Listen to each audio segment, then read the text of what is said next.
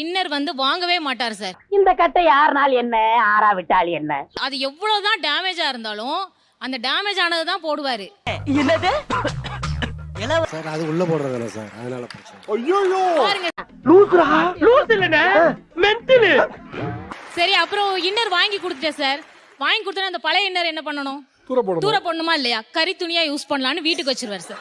கஞ்சத்தனத்துல ஒன்னையே மிஞ்சிட்டான். ஆமா, குட்டையா தானே இருக்க, குள்ளமா தானே இருக்க, ஒன்னும் பிரச்சனை இல்ல அப்படின்னு சொல்லிட்டு கிட்ஸ் வேர்ல போட்டிருந்தாங்க சார் ஆஃபர்.